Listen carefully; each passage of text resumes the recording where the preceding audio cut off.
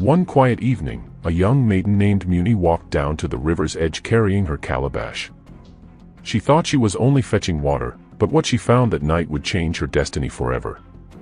Lying half-hidden among the reeds was a great serpent, wounded and bleeding, its glittering scales catching the moonlight like broken glass. Most would have run in fear. Muni knelt beside it. What she did not know was that this was no ordinary serpent. It was the cursed son of a mighty water god, a prince bound in chains of dark magic cast by jealous spirits. Her single act of kindness would set loose a storm of love, betrayal, and vengeance that would shake her village, topple a greedy king, and awaken the wrath of the river itself. For in this tale, the most dangerous being is not the king in his palace or the soldiers with their spears. It is the quiet maiden, soft-spoken and kind, who chose to love what others feared. She was meant to be powerless, but by the time her story was done, her choice would echo through the waters for generations. This is the legend of the maiden who loved the Serpent Prince. And it begins on a night when the river sang under the moon, and a girl's compassion called forth the rage of the gods. Before we dive deeper into this epic tale, we'd love to know where you are watching from. Tell us in the comments. And if you love high-stakes fantasy filled with mermaids, magic, love, and sacrifice, don't just watch, be part of our adventure. Like this video, share it with someone who loves powerful stories, and hit that subscribe button, because tomorrow, we've got an extra special story lined up for you, and trust me, you won't want to miss it. A huge thank you to all our amazing channel members. Your support helps us keep these magical tales alive and thriving. Long ago, in the heart of West Africa, there was a small village called Abefo, which lay beside a wide, glittering river. The villagers said the river had been flowing since the beginning of time, older than the tallest baobab tree, older even than the oldest griot who told stories under the moon. By day, the river was bright and calm, filled with children's laughter, fishermen's songs, and women pounding yam along the banks. But by night, the river shimmered with silver light, and the people of Abefo grew quiet. They whispered that under the surface, unseen spirits stirred, watching them with eyes like fireflies. The villagers respected the river deeply. Before casting nets, fishermen sprinkled palm wine on the waters as an offering. Farmers placed the first harvest yams by the bank, wrapped in banana leaves, to honor the water gods. Children were warned never to swim after sunset, for that was when the spirits of the deep rose to sing their haunting songs. Among the villagers was a young maiden named Muni. She was gentle and kind, with eyes bright like morning stars and laughter as soft as the flute of the griot. Though she was not the richest, everyone knew her heart was rich with kindness. She carried water for widows, sang to soothe crying babies, and gathered firewood for elders who could not walk far. Muni, the women at the market would say, "Your heart is bigger than the river itself." And she would smile shyly, lowering her gaze. Muni's days were filled with work, yet she loved the river most of all. Each morning, she walked to the bank with her clay pot, dipping it into the cool water. Sometimes she paused to watch the ripples dance, imagining they were hands waving to her. Other times, she sang to herself, songs her grandmother had taught her. "River, river, carry me home. River, river, speak in your foam." Her grandmother had once told her, "The river is alive, child. It listens. It remembers. Be gentle with it, and it will be gentle with you." That evening, as the sun sank low and painted the sky with red and gold, Muni walked alone toward the river. Her clay pot rested against her hip, and she hummed softly. The air smelled of roasted maize and burning firewood drifting from the village. When she reached the water's edge, she knelt to fill her pot. But just as she dipped it into the river, she heard something strange. It was not the croak of frogs or the cry of birds. It was a sound that made her heart leap, a low, pained hiss, followed by a shuffling in the reeds. Muni froze. Her grandmother's warnings echoed in her mind, "Do not stay by the river after dusk. Spirits walk when the sun sleeps." But the sound came again, weaker this time, almost like a cry for help. Her feet wanted to run, yet her heart would not let her. Slowly, carefully, she pushed aside the reeds, and gasped. There, half hidden in the tall grass, lay a serpent. Its body was long and powerful, scales shimmering faintly like moonlit water. But it was wounded, its side bleeding from a deep cut, perhaps from a fisherman's spear. Its golden eyes glowed, not with malice, but with sorrow. Muni trembled. She knew serpents of the river were not ordinary creatures. Elders told stories of great python spirits worshipped in shrines, protectors of the waters. Some were said to be gods themselves, appearing as serpents to test human hearts. "Go, Muni," whispered her fear. "Run before it strikes." But another voice, deep within her, whispered, "It is hurt. Would you leave even an enemy to suffer?" The serpent hissed weakly, curling as though in pain. Muni bit her lip. Her hands shook, but she took a step closer. "Easy now," she whispered, as though speaking to a child. "I will not harm you." She tore a strip of cloth from her wrapper and dipped it into the river. Gently, she pressed it against the serpent's wound. The creature flinched, but then grew still, watching her with its golden eyes. "There now," Muni murmured, "be calm." She worked quickly, binding the wound with care. When she finished, she laid her hand on the serpent's side, whispering a small prayer. "River, spare this creature. Let its life continue." For a long moment, the serpent only stared. Then, with surprising gentleness, it lowered its head, as though bowing in thanks. Muni felt a shiver run through her. She pulled back her hand. "I must go," she whispered. "If the others see you, they will try to kill you again." But as she turned to leave, she thought she heard a voice, not with her ears, but inside her heart. A deep, soft voice that said, "Return at moonrise, maiden." She whirled around. The serpent lay still, its eyes half closed. Had she imagined it? Shaken, she picked up her clay pot and hurried home. But that night, as the moon climbed high and the village slept, Muni could not forget the serpent's eyes, or the strange voice that lingered in her heart. The next morning, she tried to busy herself with chores, pounding yam, sweeping the compound, helping her mother stir soup, but her thoughts kept drifting to the river. Muni, her younger brother teased, "Why do you smile at nothing?" She blushed and swatted him away. "Mind your own business." But as evening fell again, her steps led her back to the riverbank. The water glowed silver in the moonlight, and the reeds swayed as though they were whispering secrets. Her heart pounded. Part of her hoped the serpent was gone. Another part of her, deep and secret, hoped it was still there. And when she reached the place where she had left it, her breath caught. The serpent was gone. Instead, standing tall and strong at the edge of the river, was a young man with skin the color of bronze and hair dark as the river at night. His eyes, golden, glowing, were the same she had seen in the serpent. He wore a garment of woven reeds and shells, glistening as though made of water itself. Muni staggered back. Who are you?" The young man bowed his head. "I am Nago, son of the water god. By day, I am cursed to crawl as a serpent. Only by night may I walk in human form." Muni's mouth opened, but no words came. The tales were true. The spirits were real. Nago stepped closer, his voice low but kind. "You saved me, Muni. Few would have dared. For that, I owe you my life." Muni's heart raced. She wanted to flee, but she could not move. The river's song seemed to rise around them, the moonlight shimmering on the waves. And deep inside her, Muni felt the first stirring of something she could not yet name. For many nights after that first moonlit meeting, Muni found her steps leading back to the riverbank. She told no one, neither her mother, who would worry, nor her friends, who might laugh or scold. It was a secret too heavy for her tongue, yet too bright for her heart to keep still. Each time she went, Nago was there. By day, he crawled unseen in the reeds as a serpent, but by night, when the moonlight touched the waters, his form shifted into that of a man, tall, proud, and strange as a dream. His golden eyes shone like lanterns, and his voice carried the hush of waves. At first, Muni was wary. She kept her distance, her clay pot clutched tight against her chest. "You are a spirit," she whispered one night, "yet you were the face of a man. How do I know you will not harm me?" Nago did not grow angry. He only looked at her with sadness. "If I wished to harm you, Muni, I would have done so the night you touched my wound.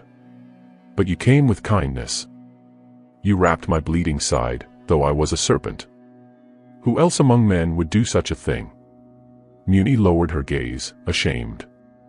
The elders say the river spirits can trick us, that they wear beauty to hide danger. Nego stepped closer, the moonlight gleaming on his reed-woven garment. The river does not lie, but men often do. I do not ask for your trust, Muni. Only that you listen. Something in his tone, gentle, steady, like flowing water, soothed her fear. She stayed. In the days that followed, Nego told her stories unlike any she had heard around the village fire. He spoke of deep-water palaces carved from shells and coral, where drums of thunder beat in the currents and dancers whirled like silver fish. He described the throne of his father, the mighty water god, whose voice could call storms from the sea and floods from the river. He told her of jealous river spirits who, envious of his father's power, had cast the curse that bound him to the serpent's form. I am a prisoner of both worlds, Nego said one night, his voice heavy. Neither fully man nor Holy Spirit. Only under moonlight can I walk as you see me now. By dawn, I am forced back into scales and coils.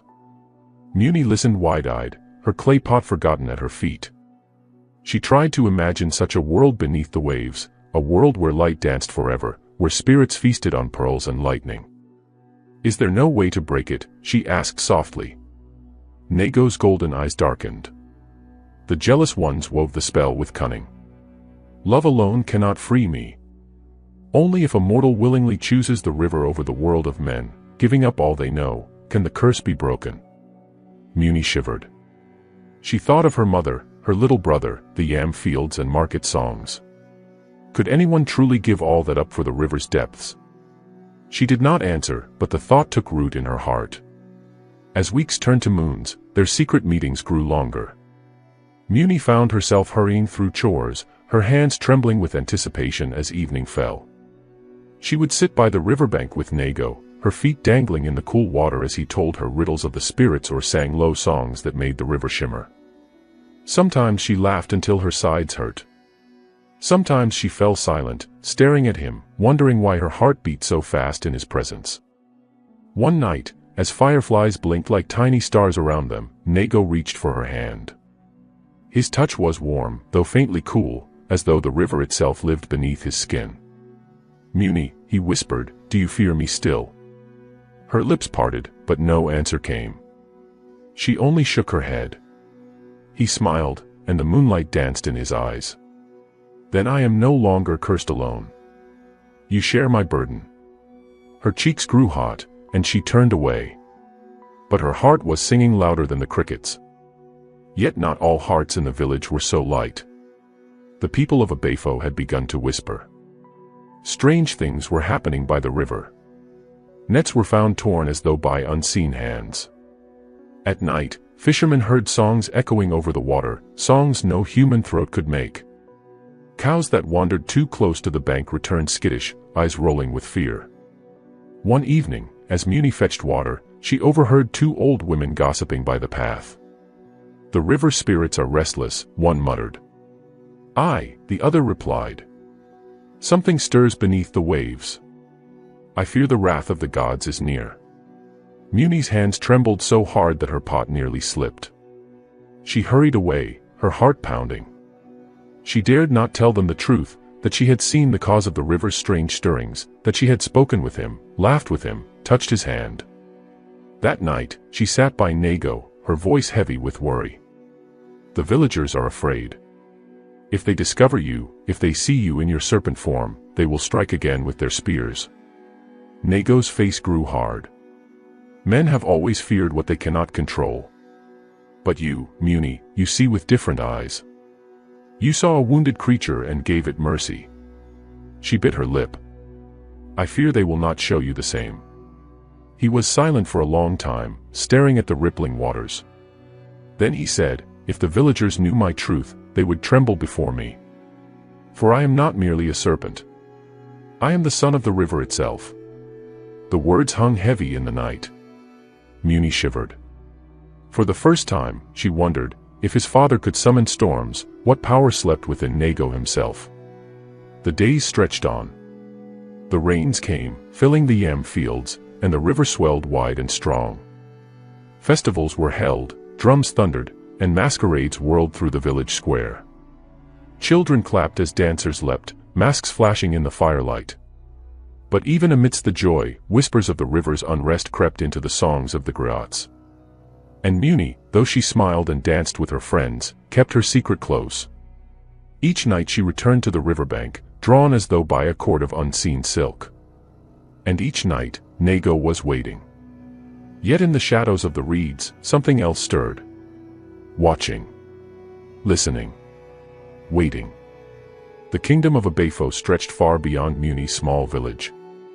At its heart stood the king's palace, tall walls of red earth, carved gates painted with chalk and indigo, and courtyards alive with the beat of drums. There, the king sat on his stool of carved ivory, surrounded by chiefs, warriors, and praise singers. The king's name was Abanjo, and though he was feared by his people, he was not loved. His eyes were sharp like a hawk's, always searching for riches. His voice was heavy with pride, always demanding more tribute. He wore necklaces of cowrie shells and gold beads, and his robes shone brighter than the cloth of any man. But behind his wealth lay greed, and behind his smile lay hunger. It was in this palace that whispers from the river first arrived. One market day, a fisherman was dragged before the king. His nets had been torn, and his catch lost. He trembled as he bowed low, his voice shaking. "Great Abanjo," he cried, "forgive me, but the river has changed. Strange songs drift across the water at night. The fish vanish as if frightened. Some say the spirits are angry. I beg you, wise king, give us guidance before the river gods rise against us." The chiefs muttered. The praise singer tapped his drum nervously. Even the guards shifted uneasily, for all knew the river was not a thing to be mocked. King Abanjo leaned forward, his eyes narrowing. "Strange songs, you say? Spirits rising." He tapped his fingers against the arm of his stool. "Tell me, fisherman, what else have you seen?" The fisherman swallowed hard. "My lord, one night I glimpsed a shape by the bank. A maiden, speaking with a man whose skin glowed like moonlight. I fled, for I feared it was no mortal man but a spirit." The chiefs gasped. The praise singer struck his drum once, sharp as thunder. "A spirit walking among us," he cried. "The old stories are returning." But Abanjo did not gasp. He smiled, a thin, dangerous smile. "If the river spirits return," he said slowly, "then they must be brought under my power. Why should gods dwell in my waters while I remain king of this land? If a spirit walks as a man, then he may be caught. And if he may be caught," he leaned back, his eyes gleaming like fire, "then his power may be mine." That evening, as the setting sun bled across the sky, Abanjo called his most trusted advisor, an old diviner named Ifan. Ifan's hair was white as cotton, and her staff was carved with symbols of power. She had served many kings, but her eyes had grown weary of Abanjo's hunger. Still, when he summoned, she came. "You called me, my king?" she asked, bowing low. "I have heard whispers of a spirit prince haunting my river," Abanjo said, his voice smooth but sharp. "Tell me, Ifan, is it true?" The diviner closed her eyes, shaking a small gourd filled with cowries. She cast them on the floor, and the shells clattered like rain. Her breath slowed, and her voice dropped into a chant. "The river stirs, yes, a prince bound in coils of fate. His heart beats with longing. A maiden's kindness has touched him. But beware, O king, for where love and spirit join, the waters will rise, and no wall of earth will stand against it." Abanjo's face darkened. "I did not ask for warnings, old woman. I asked if he exists." Ifan's eyes opened, sharp and clear. "He exists. And he is not yours to claim." The king's lips curled. "All things in my land belong to me, the farms, the markets, the people, even the waters that feed them. If this prince of spirits walks here, then I will bend him to my will, or break him." Ifan bowed, but as she left the chamber, she whispered under her breath, "Greed blinds even the mightiest. May the river itself teach him the cost." Far away, in the quiet of the riverbank, Muni was laughing. That night she and Nago sat close together, her clay pot set aside, her hands resting in the grass. He had been teaching her the songs of the deep, soft, winding chants that rippled through the water like silver threads. Each time she repeated a line, the river seemed to shimmer, as if listening. Again, Nago said gently, "But this time, feel it, not with your tongue, but with your heart." Muni closed her eyes. She let her breath fall in rhythm with the ripples. Slowly, she sang the verse. "River, carry secrets deep, where the gods and shadows sleep. Hear my voice, O waters wide. Bind my song to your tide." When she finished, the reeds rustled though no wind blew, and a fish leapt high from the water, glistening in the moonlight. Muni gasped, clapping her hands. It listened. "The river heard me." Nago smiled. "The river always listens, Muni. It knows the voice of one who comes with love, not fear." She turned to him, her eyes shining. "Teach me more. Teach me everything." For a moment, Nago only stared at her. His heart, long trapped in loneliness, stirred with warmth. Yet deep inside, fear coiled tighter. Could she truly understand the price his world demanded? Could she choose the river if the time came? While Muni's heart blossomed with wonder, shadows grew in the palace. A banjo had sent spies to watch the riverbank. Hidden among the reeds, they saw the maiden and the glowing figure by her side. They saw laughter, songs, and touches too tender to mistake. They crept back to the king and bowed low. "Great Abanjo, it is true. The spirit prince walks with a maiden. She is of the village, poor but fair. Her name is Muni." The king's eyes glittered. "Then we have the key. Bring me the maiden." "But, my king," one spy hesitated, "the spirit may protect her.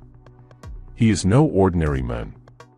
Abanjo rose from his stool, his robe sweeping the floor. "No matter. The maiden will betray him if she fears for her family. All hearts can be bought, if not with gold, then with fear." And so, though Muni still sang with joy by the waterside, the threads of fate began to weave tighter.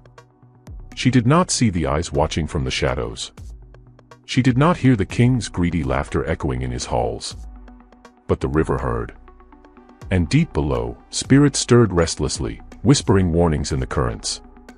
For love had been sown, but so too had betrayal. The morning sun rose warm over the village, painting the river silver. Muni hummed as she prepared her calabash, her heart still glowing from the night before. Nago's songs echoed in her chest, and for the first time in her life, she felt as though the river carried her name in its waves. But before she could step toward the water, a shadow fell across her hut. "Muni," a voice barked. It was Ajani, the king's guard, tall and broad-shouldered, his spear gleaming with iron. Behind him stood two more men in red cloth, their faces stern. Muni froze. Yes, Ajani. "The king commands your presence," Ajani said flatly.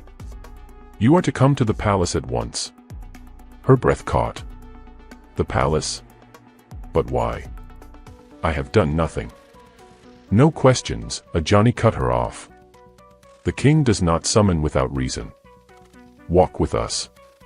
Her knees trembled, but she nodded. In her chest, her heart beat wildly, like a bird trapped in a snare. Could it be? Had someone seen? The palace gates loomed tall, carved with images of warriors, crocodiles, and suns. Inside, the courtyards rang with drumming, the air heavy with the scent of palm wine and roasted goat. Chiefs in flowing agbatas walked proudly, their beads clinking, while praise singers shouted the king's titles. Abanjo the mighty. Abanjo whose wealth outshines the moon. Abanjo, lion of the rivers, whose voice bends spirits. Muni walked silently between the guards, her bare feet brushing against the smooth clay floor. She kept her eyes low, but inside, fear twisted. The palace was not a place for simple maidens like her. They led her into the great hall.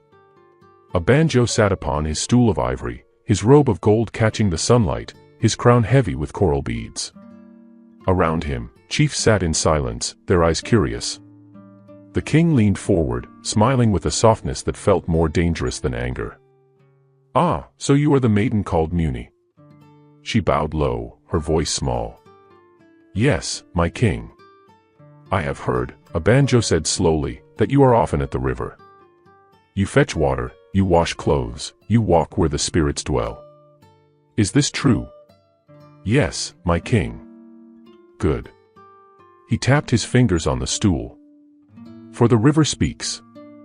Fishermen whisper of strange songs, of glowing figures, of spirits rising once more. Tell me, Muni, have you seen such things?" Her breath caught. For a heartbeat she thought of denying, of claiming ignorance. But Abanjo's eyes bore into hers, sharp as blades. She lowered her gaze. "I have seen wonders, my king. The river is full of mystery." A murmur rippled through the chiefs. Abanjo smiled wider. "And what of the men?" he asked softly. "The figure who walks with you by moonlight. Do not lie, I have eyes everywhere. Who is he?" Muni's throat went dry. The hall seemed to close in on her. Yet in her mind, she saw Nago's face, his gentle smile, his hand guiding hers across the rippling water. She whispered, "He is no ordinary man." Abanjo leaned back, satisfied. "So it is true. A spirit prince walks among us." His voice hardened. "And you, a mere maiden, dare to consort with him?" Muni fell to her knees. "My king, forgive me. He has harmed no one. He is kind, he is gentle." "Silence!" Abanjo thundered. The praise singer struck his drum with a single, deafening boom. "Do you not see the danger? If the spirits rise, they will demand tribute. They will claim dominion over my land. I am king here, not some river god." The chiefs nodded, muttering their agreement. Then Abanjo's tone softened once more, almost sweet. "But you, Muni, you can help me. You can protect your people. Lead the spirit into my hands. Betray him, and you will be rewarded beyond measure. Gold, beads, land, servants, your family will never know hunger again." He gestured, and a chest was brought forward. The lid was lifted, revealing glittering cowries, golden bracelets, and cloth dyed deep with indigo. Muni stared. She had never seen such wealth in her life. Her mother could live in comfort. Her brothers would never toil under the sun again. But then another image rose in her heart, Nago, whispering the songs of the deep. Nago, whose eyes shone with longing but also with sorrow. She lowered her head. "My king, he trusts me." Abanjo's smile grew thin. "Then all the easier. Bring him to me. On the night of the next full moon, call him to the riverbank. My men will be waiting. Do this, and you and your family will be safe. Refuse." His voice dropped, sharp as a knife. "And they will suffer. Do you understand?" Muni's lips trembled. I understand."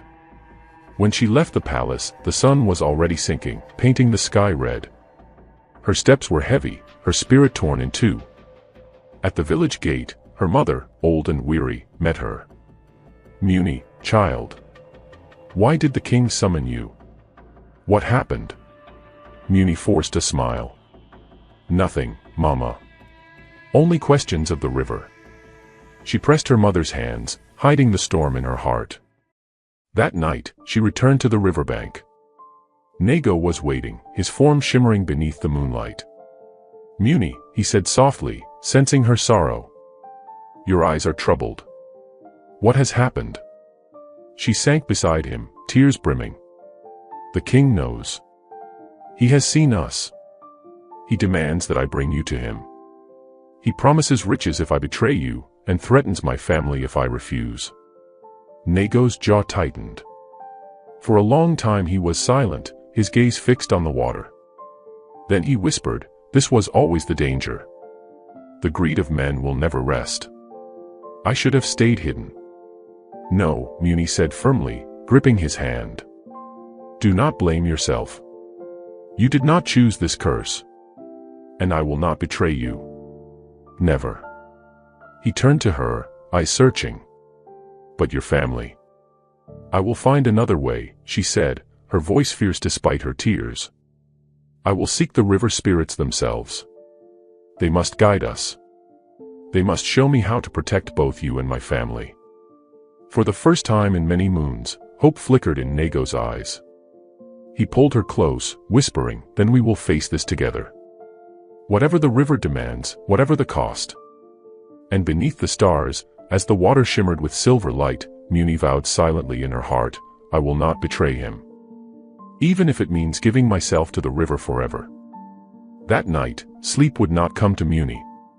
She lay upon her raffia mat, staring at the smoky ceiling of her mother's hut. Each creak of the wind sounded like the king's threat, each whisper of water against the shore carried Nago's sorrow. At last, when the moon was high and the village lay still, she rose. She wrapped herself in a simple blue wrapper, tied her braids back, and carried only a small calabash. Before leaving, she knelt beside her mother and touched her forehead gently. Forgive me, Mama, she whispered. I must do this for us all. The path to the river was shrouded in mist. Frogs croaked low, and crickets sang in endless chorus. The air was cool, almost heavy, as though the earth itself knew her purpose. She carried a small gourd of palm oil, a handful of cowries, and kola nuts, offerings taught by the elders long ago. When she reached the water's edge, she set the items carefully upon a flat stone and knelt. Spirits of the river, she called softly, her voice trembling but steady, I am Muni, daughter of no great chief, only a maiden of the village. I come not for riches or pride. I come for guidance. Tell me how I may save my family and the one I love. The river was still. For a moment, she feared no one would answer. Then, the water rippled. A low hum rose, deep and vibrating, like drums beneath the earth. The mist thickened until it glowed silver.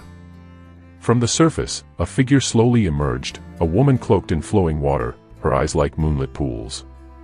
Around her, smaller shapes flickered, half fish, half human, their laughter soft and eerie.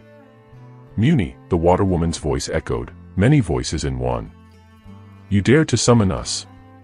Few mortals call the spirits without fear. Muni bowed her head low, pressing her forehead to the damp earth. I am afraid, great ones. But I fear more the greed of the king, who would bind your son in chains. Tell me what I must do. The spirits circled her, their forms shifting like smoke on water. One, with a face of shimmering scales, hissed, You love him. The cursed serpent. Do you not? Muni lifted her head. Her eyes shone, though tears slipped down her cheeks. Yes. I love him with all that I am. The spirits murmured among themselves, voices like rushing streams. Then the water woman spoke again.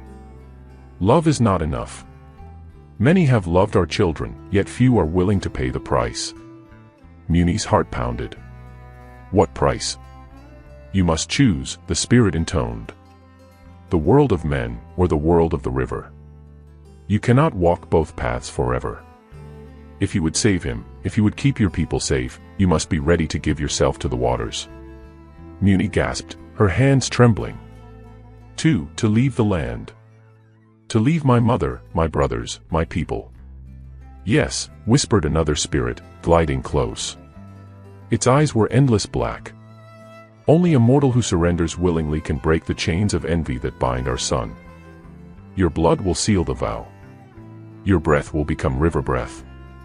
Muni pressed her palms to the earth, shaking. Her heart cried out. Could she truly abandon all she knew? Never again feel the sun's warmth on the village square, never again laugh with her brothers, never again taste her mother's soup. The water woman's voice softened, like rain upon parched soil. Child, you are not the first to face this choice. The river gives, but it also takes. Yet remember this, what you surrender may become greater in another form. What you lose on land, you may find in eternity. Tears blurred Muni's vision. If I refuse, she whispered. The water darkened. A cold wind swept across the surface. Then your king will triumph. He will bind the river prince. He will desecrate our waters, and your family will suffer under his wrath." The air grew heavy. Muni felt as though a great hand pressed upon her chest. She bowed low, weeping. "Spirits, I cannot choose this night. My heart is torn." The water woman extended a hand of shimmering foam. "We do not demand your vow yet. But the time is coming. When the moon is full, the king will strike. On that night, your choice must be made. Remember our words, Muni, only by giving yourself to us willingly can the curse be broken." The river began to still. The figures faded, their voices lingering like whispers in the mist. Love. Sacrifice. The river waits. And then, silence. Muni sat trembling, the offerings forgotten at her side. The water lapped gently against the stone, as though nothing had happened.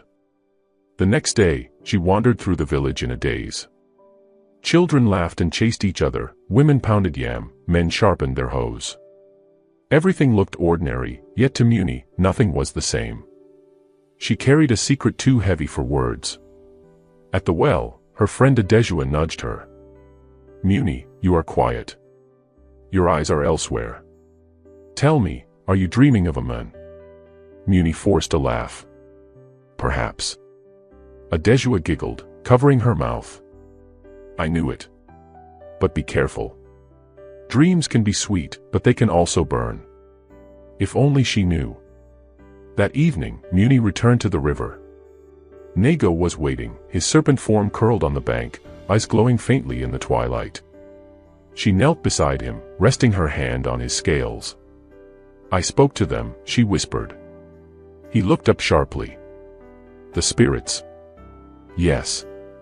Her voice broke. "They told me the truth. That only a mortal sacrifice can break your curse. That I must give myself to the river." Silence hung between them. Nego's form shimmered, shifting into his human shape. He cupped her face gently, his eyes full of sorrow. "Muni, I never wished this for you. I wanted only your laughter, your company by the water's edge. Not this burden." Her tears spilled freely. "What choice do I have? If I refuse, you will be taken. My family will suffer. The king will triumph." He pulled her close, pressing his forehead to hers. "Then we will not think of the king tonight. We will not think of curses or choices. Let us steal this moment, as two souls who found each other in a world that does not understand." They sat together, the river murmuring around them, the moon climbing higher. Yet even as she leaned against him, Muni's heart whispered with the spirits' voices. Love is not enough. Sacrifice is coming. The palace of Oba Alyajinmi rose above the village like a giant coiled python, its walls of red clay glowing in the sun, its courtyards humming with the footsteps of servants and guards. Though he wore the crown of brass and coral, though drums announced his every step, the king was not at ease. Night after night, his dreams were troubled. He saw rivers rising, swallowing his palace. He saw shadows in the water, scaled, powerful, and watching him with eyes that gleamed like fireflies. Each morning, he woke in a sweat, his heart pounding like a war drum. And each morning, he remembered the whispers that had reached him. A maiden at the river's edge. A serpent that was not a serpent. Waters glowing blue under the moon. The king summoned his council of chiefs. They gathered in the great hall, where carved masks of ancestors hung on the walls and the air smelled of palm oil and wood smoke. "My chiefs," the king said, his voice heavy. "I hear troubling things. Tell me, is it true that the old gods stir in the river again?" The chiefs exchanged wary glances. Old men shifted uneasily. None wished to speak too boldly. At last, the eldest, Chief Agbon, cleared his throat. "My king," the people whisper, but whispers are not proof. They say a serpent has been seen. They say the waters sing at night. Yet perhaps it is only fear, or the tricks of the moon. The king's eyes narrowed. "Do you think me blind? Do you think me deaf? I know the old stories. I know what power lies beneath that river. And I will not," he struck the arm of his chair, rattling the cowries strung upon it, I will not allow the spirits to rise against me." The hall fell silent. The king leaned forward, lowering his voice. "There is talk of a maiden. A foolish girl who lingers at the river. Find her. Watch her. If she knows anything, if she consorts with these spirits, I will have her dragged here in chains." The chiefs bowed, murmuring assent. But unease hung over the room like smoke. That same evening, spies were sent out from the palace, men with sharp eyes and sharper tongues. They wandered the markets, loitered near the well, listened to women pounding yam and children singing play songs.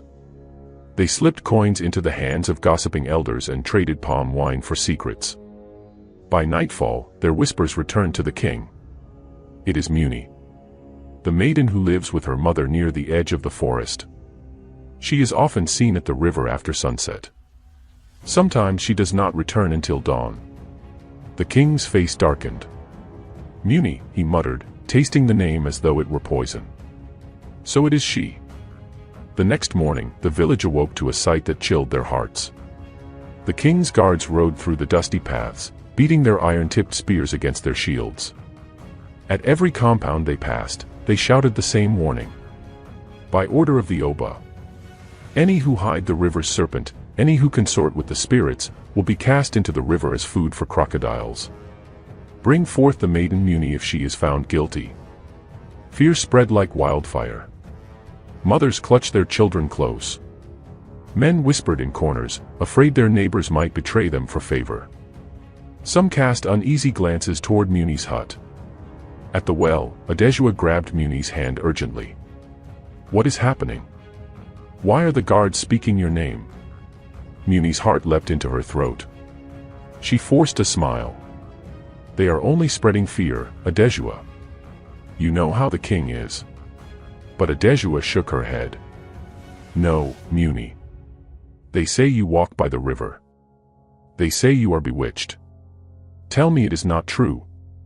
Muni's lips trembled. "It is not as they say. Please, trust me." Adeshua studied her for a long moment, then drew her into a quick embrace. "Be careful, sister. Shadows are hunting you." That night, Muni hurried to the river, her breath ragged with fear. Nago was already waiting, his form glimmering beneath the moon.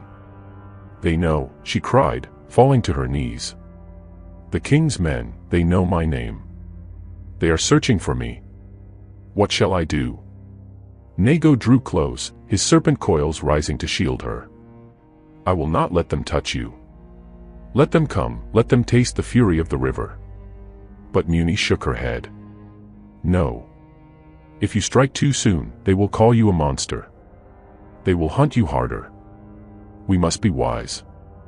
His eyes burned with anger, but his voice softened. "Then tell me, beloved, what do you fear most?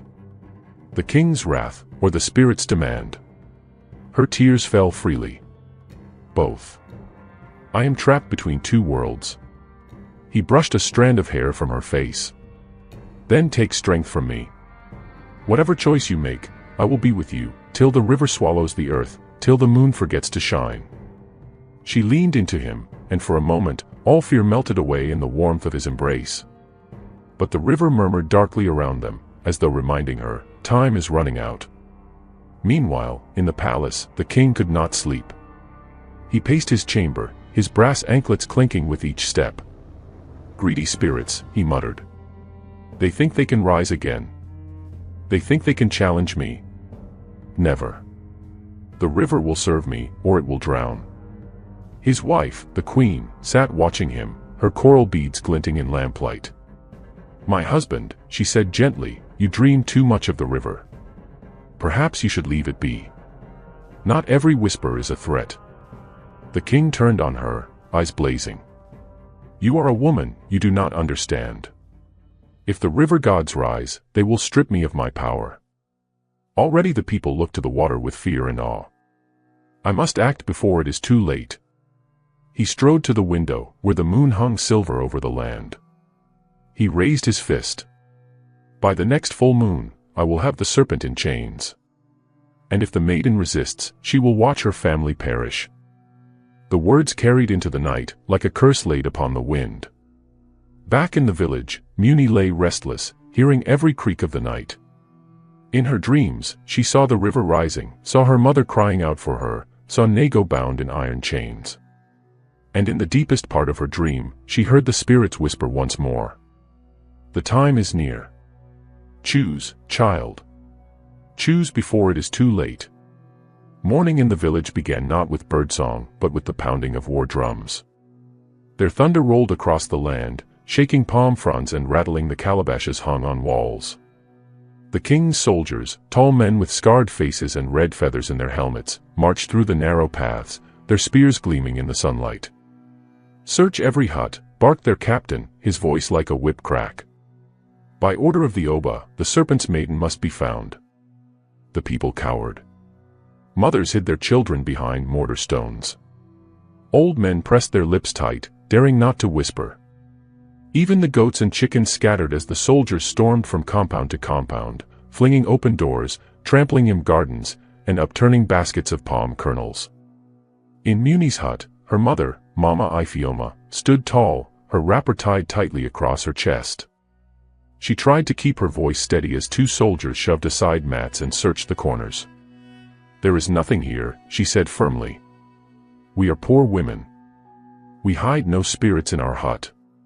The captain sneered. We shall see. The Oba believes the girl walks by the river. He believes she is touched by something unclean. Where is your daughter? Muni's heart pounded where she crouched by the doorway, clutching a basket of firewood. I am here, she stammered, bowing her head. The soldiers studied her. One leaned close, his eyes narrowing. She looks ordinary enough. Yet the river does not glow for ordinary girls. His words pierced her like a thorn. She trembled but kept silent. At last, the captain waved them off. Watch her, he ordered. If she steps near the river again, report it. The Oba will deal with her. When they were gone, Muni's mother turned on her sharply. Muni, she hissed. What is this I hear? Why do the king's men come here asking for you? What have you done? Muni's throat tightened. Mama, I have done nothing wrong. I only go to the river to fetch water. That is all. Her mother's eyes searched hers, suspicious yet fearful. Do not lie to me, child. I have seen the way you return at night, your eyes shining, your clothes damp. You think I do not notice? Muni dropped her gaze. Mama, please, trust me. The river holds no harm for me. But Mama Ifeoma shook her head, pressing her palm to her chest. The river holds harm for everyone. Your father was taken by it. Do not let it take you too. Tears stung Muni's eyes, but she could not confess, not yet. She only whispered, I will be careful, Mama. I promise. That night, Muni stole away once more, her feet silent on the dusty path. The moon shone like a silver drum in the sky, lighting her way to the water's edge. There, waiting as always, was Nago. His serpent body glimmered like wet bronze, his eyes soft with longing. Muni, he said, rising to meet her. I heard the soldiers. I heard them speak your name. They mean to tear us apart. She threw herself against him, clutching his scaled body as though it were her only anchor. They search the huts, they frighten my mother. I fear for her, Nago. If they discover us, they will destroy her life as well as mine. His coils tightened protectively around her. Then let me end it now. One call, and the river will rise. I will sweep them away like ants from sugar. But Muni shook her head violently. No. If you strike too soon, you will only prove the king's fear true. He will say you are a monster. He will not rest until you are hunted and slain. We must endure, beloved. We must wait. Nago's eyes burned with frustration, but at last, he bowed his head. Then tell me, Muni, what shall we do when the choice comes? Will you stay in the world of men, or will you walk with me into the depths of the river? Her heart clenched. She thought of her mother, of Adejua, of the dusty paths of the village she had always called home. Then she thought of him, her prince, her serpent, her love. The weight of the choice pressed on her like a grinding stone. I do not know, she whispered. But when the moment comes, I will choose, and I pray the spirits guide me. The village grew restless. Each day, soldiers returned, demanding answers. Each night, strange songs rose from the river, carrying notes that were both beautiful and haunting. Women fetching water swore they saw glowing shapes moving beneath the surface. Children whispered of voices calling their names. Fear grew into suspicion. Neighbors began to whisper against Muni. "It is her," muttered one man at the palm wine tapper's hut. "I saw her at the river when the moon was full." "Yes," agreed another. And when she returned, the frogs were silent, as if even they feared her. Soon, the whispers reached her mother. Mama Ifioma cornered Muni one evening, her face lined with worry. "My child," she said sternly, "the people say you walk with the serpent. Tell me the truth now, before it is too late. Have you been touched by the river spirits?" Muni's eyes filled with tears. She grasped her mother's hands. "Mama, listen to me. I love someone. But he is not as they say. He is no monster." Her mother gasped, pulling her hands away. "You admit it then? Oh, foolish child. Do you not know the danger? The king will not spare you. The spirits will not spare you. You will be torn apart between them." Muni fell to her knees, clinging to her mother's wrapper. "Mama, please. I beg you, do not betray me. Trust me just a little longer. I must follow my heart." Mama Ifioma's face was hard, but her eyes brimmed with tears. At last, she turned away, muttering, "Your heart will be the death of us all." Far away, in the palace, the king grew more impatient. His spies brought word of unrest, of songs at the river, of Muni's name whispered ever more boldly. "Enough," he growled. "By the next moon, I will drag her here myself. If she will not betray the serpent willingly, I will force her hand. I will place her family in chains and see where her loyalty lies." And so, his shadow loomed over the land, dark and heavy, while the river sang louder with each passing night. The summons came at dawn. 3 soldiers appeared at Mama Ifioma's hut, their bronze spears flashing in the rising sun. Without a word, they seized Muni by the arm. Her mother cried out, clutching the soldiers' wrists. "Where are you taking my child?" "To the Oba," one soldier barked. "By his command." Mama Ifioma fell to her knees in the dust, wailing as Muni was dragged away. "Do not speak carelessly, my daughter. Answer with wisdom. Remember your family." Muni's heart pounded as she was marched through the village. Neighbors peered from behind reed fences, whispering, some in pity, others in fear. The path widened, leading to the red walls of the palace, its gates carved with leaping leopards and curling serpents. Inside, the air smelled of palm oil and burning incense. Courtiers moved like shadows, their eyes sharp and curious. At the far end of the great hall sat the Oba himself, perched upon a throne of carved ebony, his crown glittering with cowries and gold. Beside him lay a massive crocodile skin, stretched and polished, its empty eyes staring. Muni bowed low, her knees trembling against the cold floor. The king's voice rumbled, deep and commanding. "So, the maiden of the river. Rise, child." She lifted her head, though fear clutched her chest. The Oba's eyes were heavy-lidded, yet sharp, like those of a hunting eagle. His lips curved into something between a smile and a sneer. "They whisper much of you," he said slowly. "They say you walk with glowing waters. That you speak to voices no one else hears. That the serpent himself has laid claim upon you. Tell me, Muni, are the whispers true?" Muni swallowed hard. "Great Oba, I am but a humble girl. I fetch water, I grind yam, I help my mother. The river shows me no secrets." The king chuckled, low and dangerous. "Do not insult me with lies, child. I have ruled long enough to smell truth from falsehood. The river stirs because of you. And I will not allow it to rise against my palace."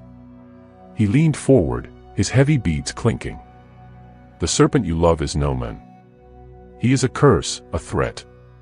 But I am merciful. Give him to me. Tell me when he comes, and I shall destroy him. In return, I will give you wealth beyond dreaming, wrappers of silk, anklets of gold, even a palace of your own. Your mother shall want for nothing." The hall fell silent. Courtiers leaned closer, their faces hungry for drama. Muni's lips trembled. She bowed her head, clutching her hands together. "Great Oba, I cannot." The king's smile vanished. His voice boomed like thunder. "You defy me." Muni's voice was small but steady. "He has shown me kindness. He has harmed no one. He is not the monster you think." The Oba's palm slammed against his throne. The hall shook.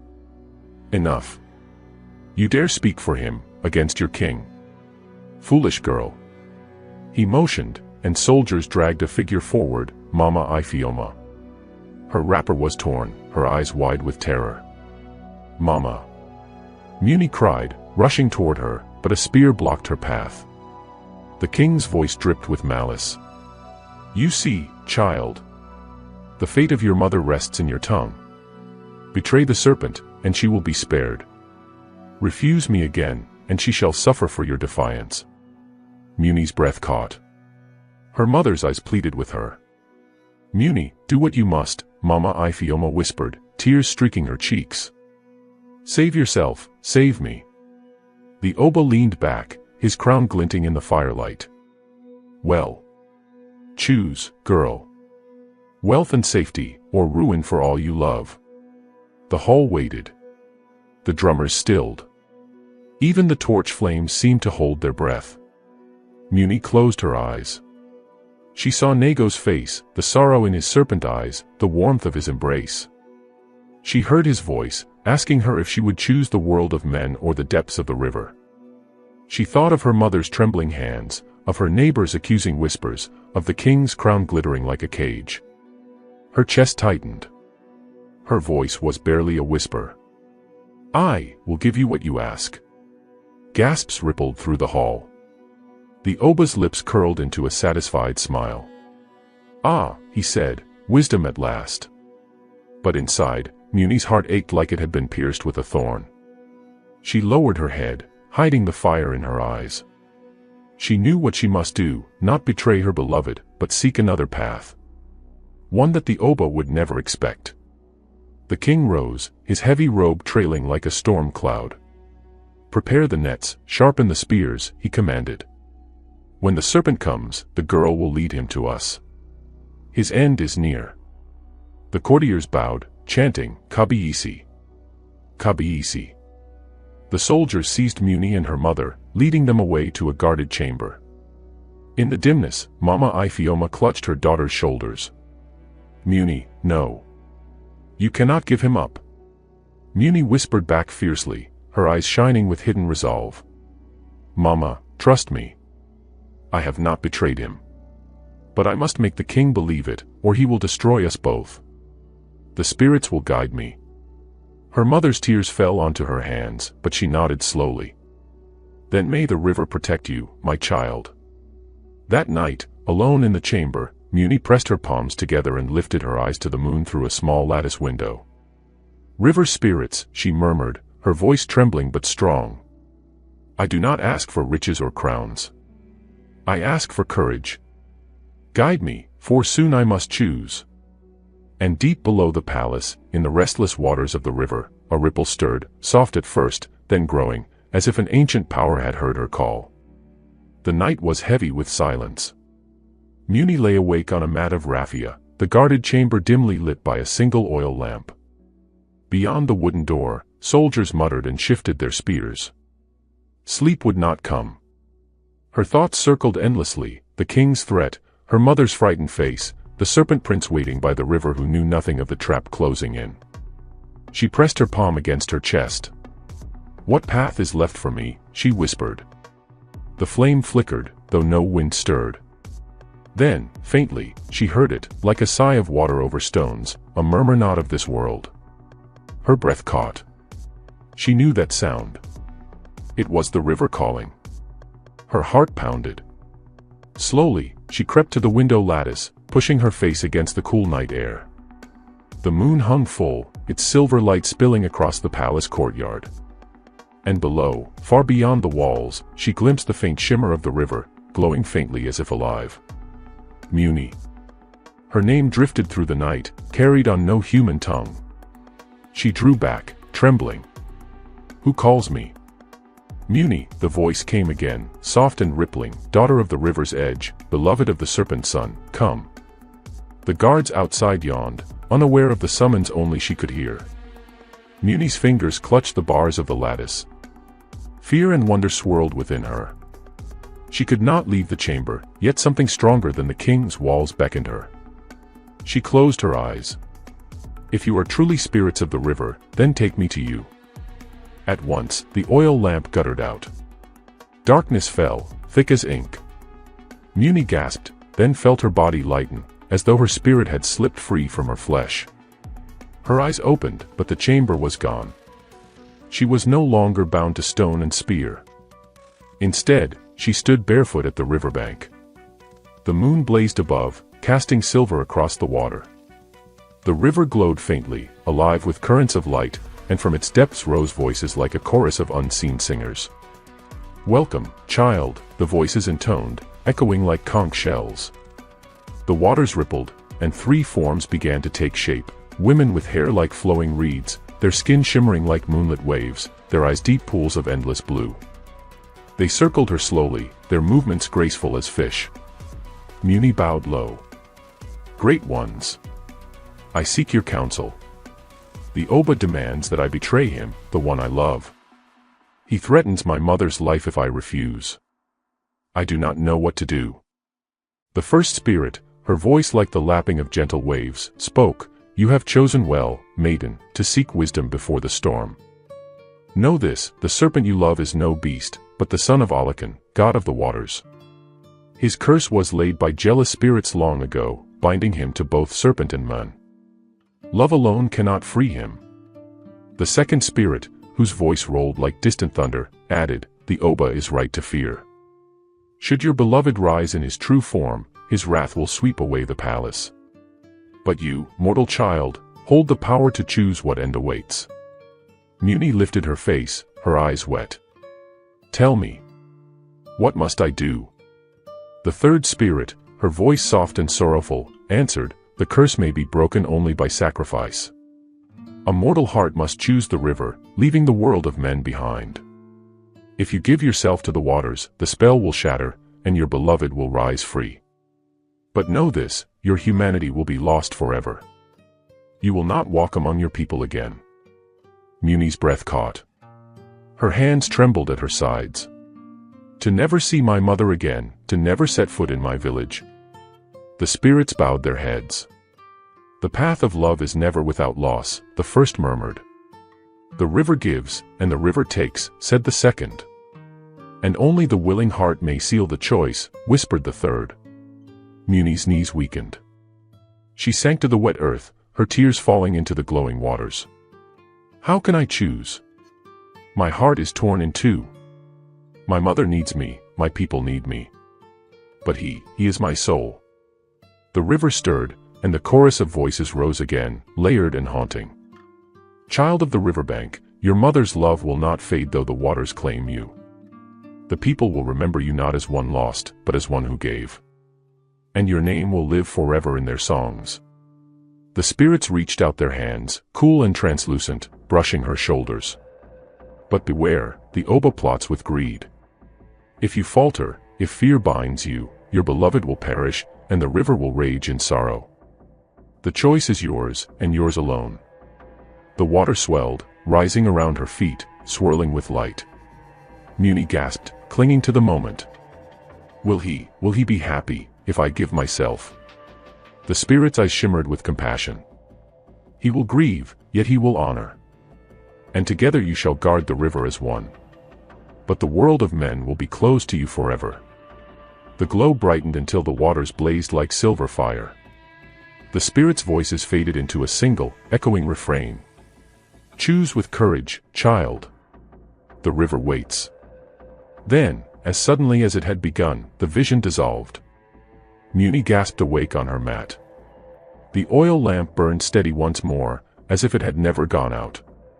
The chamber walls enclosed her, the guards still shifting outside. Yet her feet were damp, her hair heavy with the scent of river mist. She pressed her trembling hands to her chest. Her heart felt both heavy and clear. The choice was real. The river had spoken. From the shadows, Mama Ifeoma stirred, her voice low. "Child, you were speaking in your sleep. Calling to someone. What troubles you?" Muni turned to her mother, tears brimming in her eyes. She took her hands and whispered, "Mama, the spirits showed me the truth. To save him, I must give myself away. I may never return." Mama Ifeoma's breath caught. Her wrinkled hand cupped her daughter's cheek. "Oh, my Muni. I always knew your path would be greater than mine. If this is your fate, then walk it with courage. I would rather lose you to the river than see you chained to a king's cruelty." Muni collapsed against her, sobbing quietly. "Mama." Her mother stroked her hair. "Remember, my child. The river takes, but it also remembers. When you are gone, I will sing your name at the water's edge, and I will know you hear me." Outside, the drums of the palace began to beat, slow and ominous. A signal that the king prepared for the night's hunt. Muni lifted her head, wiping her tears. The time was near. She whispered into the darkness, not to her mother but to the river itself, "I am ready." The palace drums boomed through the night, heavy as thunder. Each beat carried across the land, shaking palm fronds and echoing through the courtyards. To the people, it meant the Oba was awake, watching, preparing for his hunt. But to Muni, it was the sound of doom marching closer. She stood at the edge of the sacred river, guarded by soldiers whose spears gleamed in the moonlight. They had dragged her from the palace just before midnight, whispering that the king himself would arrive soon. Her wrists were not bound, but she was trapped nonetheless, hemmed in by armored men and fear. The river shimmered with silver fire. Somewhere beneath, her beloved stirred, waiting for her song. He did not know of the soldiers hiding in the thickets, nets of enchanted rope in their hands, ready to strike. The Oba emerged from the darkness. His robe shimmered with golden thread, his crown glittered with cowries and jewels, but his eyes were cold as stone. Behind him walked the royal priest, a tall man robed in black, carrying a staff carved with serpent scales. "Muni," the king's voice rolled deep, both heavy and smooth. "Tonight you prove your loyalty. Call him forth. Bring the serpent prince from the river, and your family shall live in honor. Fail, and not only your mother, but your whole village will suffer." Muni bowed her head, her voice steady though her heart quaked. "Great Oba, I will do as you command." Mama Ifeoma stood nearby, her wrists held by guards. Her eyes locked onto her daughter's, fierce with both fear and love. She did not speak, but her gaze pleaded, "Choose wisely, my child." Muni stepped toward the river, her feet sinking into the cool sand. She lifted her hands and began to sing. The song was soft at first, a lullaby that floated across the water. It was the same melody she had sung on the night she found him wounded, the song that had bound their fates together. The river stirred, rippling in rhythm to her voice. Then, from the depths, he rose. The serpent prince emerged in coils of silver, his scales glowing like starlight. The soldiers flinched, some stepping back in awe. As his body touched the moonlight, the serpent shimmered and dissolved, revealing the young man within, tall, radiant, with eyes deep as the river's heart. "Muni," he whispered, his voice carrying love and relief. He stretched out his hand toward her. "You came." Her throat tightened. She longed to run to him, to bury herself in his arms, but the soldiers' nets shifted in the shadows, waiting for her betrayal. The Oba's voice cut the night. "Now, girl. Step aside. Let my men seize him." The prince's eyes narrowed, sensing danger. His gaze darted toward the tree line, where spearheads glinted. His hand clenched into a fist. "So this is the trap." Muni trembled. She could not speak. The Oba barked, "If you love your mother, do it now. Mama Iphioma cried out, her voice breaking. Muni, listen to your heart. The serpent prince's eyes burned with fury, yet softened when they returned to her. What have they promised you, my beloved? Riches? Power? Or your mother's life? Muni's lips quivered. They promised all, and threatened all. If I betray you, I live. If I defy him, we die. The Oba lifted his staff, his voice sharp. Enough talk. Soldiers, cast the nets. The warriors sprang forward, their ropes glowing with charms. Muni's heart seized. Time slowed. In that instant, she remembered the spirit's words, only sacrifice can break the curse. The river takes, but it also remembers. She lifted her hands and cried aloud, her voice fierce as thunder. No. I will not betray him. If a price must be paid, then let the river take me instead. Before the nets could fall, she leapt into the water. The river swallowed her in silver light. The serpent prince roared, his cry shaking the trees. He dove after her, the waters surging as if in rage. Soldiers were swept back, their nets useless against the rising tide. The Oba stumbled, shouting in fury as waves rose high, lashing against the shore. Beneath the river, Muni felt her body sink into warmth and brightness. Her chest should have burned with water, but instead, she could breathe. Around her, the spirits appeared once more, their arms outstretched, their eyes full of sorrow and joy.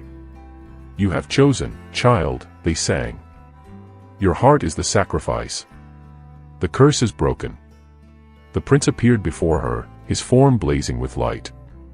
His serpent coils dissolved, his body whole and human, yet greater, his skin gleamed like polished bronze, his eyes like twin stars, his aura vast as the ocean. Muni, he whispered, clutching her hands. You have given all. Why? Her tears floated into the water like pearls. Because love is not love if it fears to lose. I would rather join you in eternity than betray you in life. The waters exploded in brilliance. Above, the soldiers cried out as the river rose in a towering wave, sweeping through the palace gardens, breaking walls and thrones alike. The Oba's crown fell from his head, swallowed by the flood. His voice rang in terror before being drowned by the roar of water. When the river calmed, silence fell. The moonlight shone upon the waters, now still and serene. The soldiers and villagers crept to the shore, trembling.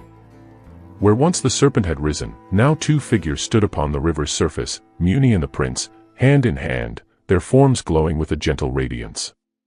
The villagers gasped. Some fell to their knees. Mama Iphioma wept, her voice breaking into song.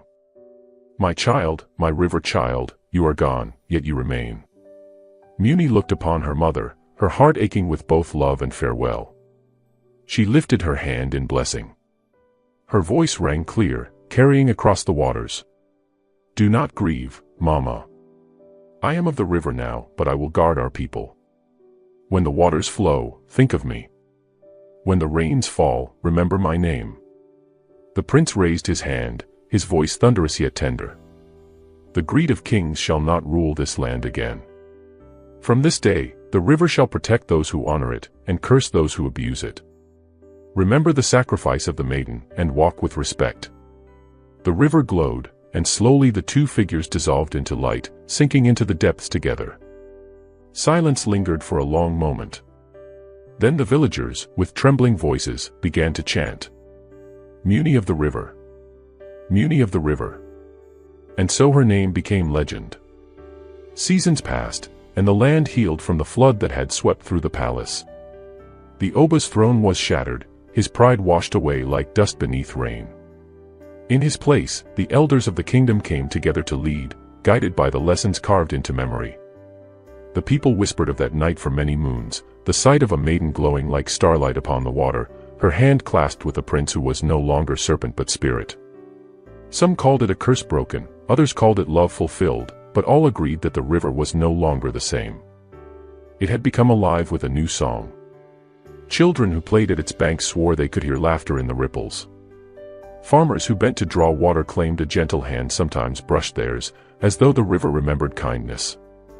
Fishermen said that when they cast their nets, the waters would either swell with fish and blessing, or remain stubbornly empty in warning, depending on whether they had offered thanks before casting. The elders nodded wisely, saying, "It is Muni. Muni of the river watches us still." Mama Ifeoma lived to see many harvests after her daughter's passing. Though her hair grew white and her back bent, her eyes always gleamed with both sorrow and pride. Every evening, she sat beneath the irako tree by the river, humming the song her daughter had sung, the melody that had bound maiden and spirit together. Children often gathered around her, begging for the story. "Tell us again, Mama Ifeoma," they cried. And so she would smile softly, clear her throat, and begin. Long ago, when the moon was young and the drums of kings still echoed in the night, there lived a girl named Muni, whose heart was as kind as the morning sun. Her voice wove the tale with patience, threading lessons between each word. She told them of the serpent wounded on the shore, of how love had grown where fear might have lived. She told of greed that devoured itself, and of sacrifice that bloomed into freedom. And when her voice grew hushed, she would add, "My child was not taken from me. She became greater than I could ever dream. She is the water you drink, the rain that cools your skin, the river that feeds your crops. When you whisper thanks, she hears you. When you forget, she remembers." The children's eyes always widened, their mouths round in wonder. Some would toss flowers into the river, hoping the maiden's spirit would catch them. Others would practice singing softly, imagining their voices could call her forth. And sometimes, just sometimes, the river shimmered in reply. At festivals, griots began to add her story to their songs. Drummers beat rhythms that imitated the rush of water, flutes sang like wind over the waves, and dancers moved with arms curling like serpents and hearts leaping like maidens in love. The tale spread from village to village, across valleys and plains, until even strangers at faraway markets knew the name, Muni of the river. No king ever dared to build walls against the river again. When chiefs quarreled or rulers grew greedy, the elders would remind them, "Remember the fate of the Oba who sought to trap the spirit. Remember Muni, whose love drowned his pride." Even when storms swept the land, the people no longer feared them as curses. Instead, they lifted their hands to the rain, saying, "She is dancing above us." One evening, many years later, Mama Ifeoma felt her time drawing near. She called for the children, the grandchildren, and the great-grandchildren who had been born in her lifetime. They gathered around her bed, the sound of the river echoing beyond the walls of her hut. "Do not weep when I am gone," she whispered, her voice weak but steady. "For I go to join my daughter. When you pour libations, pour for both of us. When you sing, sing for her. And when you hear the water laugh, know it is Muni calling my name." That night, when the villagers carried her body to the riverbank, they sang the maiden's song together. The river glowed faintly, as though the water itself bowed in respect.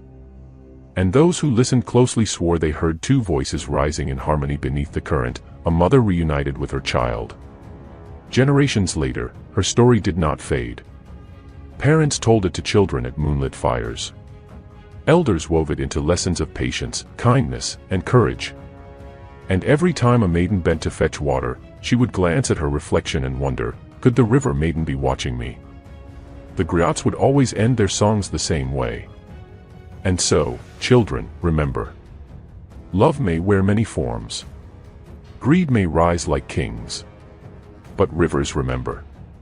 And when you see the waters glisten beneath the moon, think of Muni, the maiden who gave her heart and became eternal. The drums would fall silent, and the people would bow their heads. Thus, the legend lived, not only in words, but in the river itself, whose voice never ceased to sing.